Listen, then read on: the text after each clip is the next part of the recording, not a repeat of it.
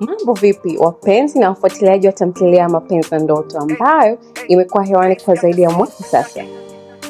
Baada ya safari ndefu iliyojaa mapenzi, majaribu, matumaini na maamuzi magumu, tunapenda kuwataarifu rasmi kwa msimu wa pili na wa mwisho wa tamthilia ya Mapenzi na Ndoto umefika tamati.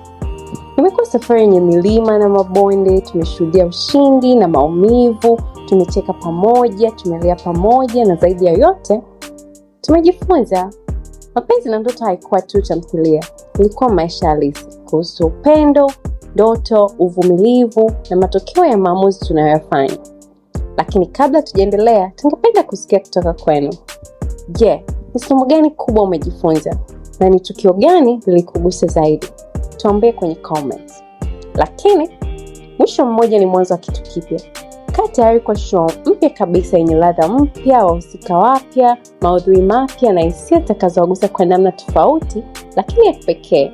Kwa hiyo andaa vicheko vyako, andaa hisia zako, andaa moyo wako kwa safari mpya inayokuja hivi karibuni. Asanteni kwa kuendelea kutufuatilia. Like, share na subscribe kwenye channel yetu ya YouTube kwa jina la Philfarm Media ili usipitwe na video mpya kila wiki. Asante.